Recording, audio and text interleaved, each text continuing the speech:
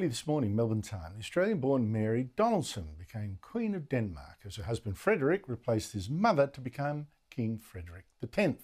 They sealed it with a kiss in front of a crowd estimated 100,000. The King got quite emotional, wiped away a tear, and he promised Danes to do what kings should do: unite. At blive en samlende konge er i morgen.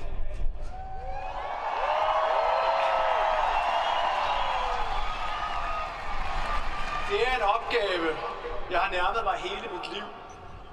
Det er et ansvar, jeg tager på mig med respekt, stolthed og stor glæde.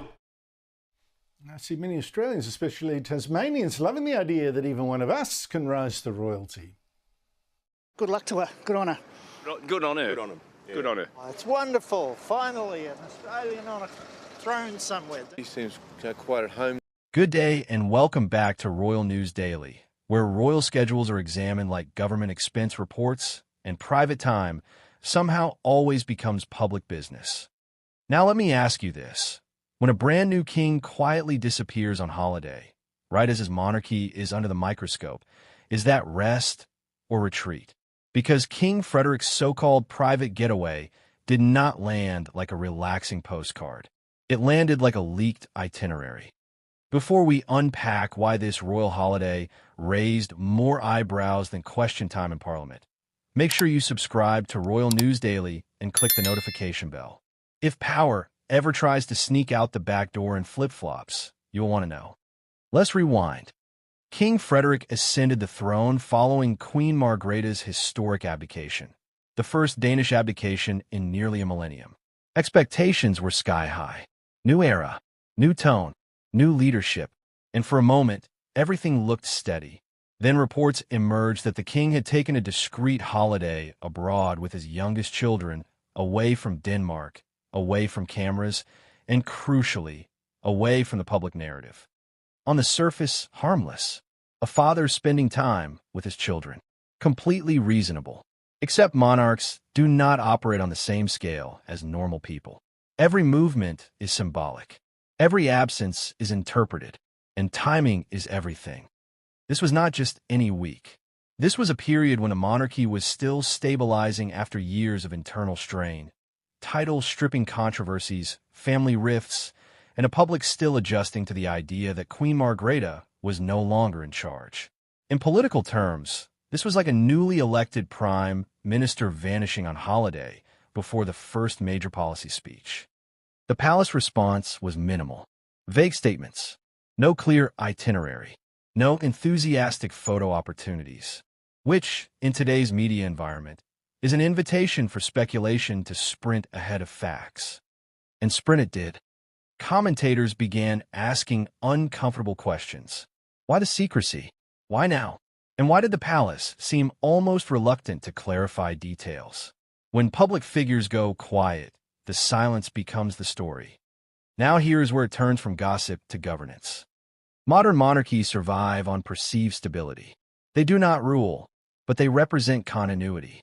When that continuity appears interrupted, even briefly, it invites comparison to political leadership. Australians know this instinctively.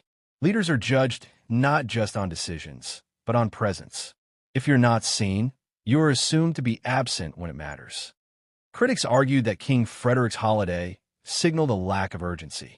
Supporters countered that he is entitled to personal time.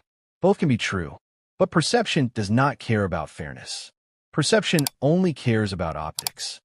Adding fuel to the fire was the memory of past controversies surrounding Frederik's private movements. The public has not forgotten earlier international trips that sparked uncomfortable headlines. So when reports surfaced of another overseas stay, even an innocent one, it reopened old conversations the palace would rather keep archived. Then there is Queen Mary. Her role in this cannot be ignored. As a popular and highly visible royal, Mary often anchors public confidence. Her relative absence from the narrative during this period only intensified curiosity. Where is she? What role did she play in the decision? And why did the palace not lean into her popularity to steady the story? Instead, the silence lingered. From an Australian political lens, this feels familiar. When leadership teams underestimate how quickly narratives spiral, they often respond too slowly, allowing critics to frame the debate. By the time official clarification arrives, public opinion has already moved on. Eventually, palace insiders emphasize that the trip was short, family-focused, and planned. But by then, the damage had already been done, not because of the holiday itself, but because of the communication vacuum surrounding it. And that is the real issue here. This was not a scandal of behavior. It was a scandal of messaging. A monarchy attempting to modernize while still relying on old instincts of discretion. In an age of constant scrutiny, discretion without context looks like evasion. King Frederik's reign is still young. Every action is magnified, every misstep inflated. This holiday became a test case for how his monarchy will handle scrutiny moving forward. Will it proactively communicate or react once the narrative escapes? Because here is the truth. The public is not demanding perfection. They're demanding clarity. A simple explanation, delivered promptly, would have neutralized this story within hours. Instead, it lingered, mutated, and became symbolic of something larger, a monarchy still finding its voice. And that brings us to the bigger picture. Denmark's royal family is navigating a generational shift. Queen Margrethe ruled with authority and familiarity.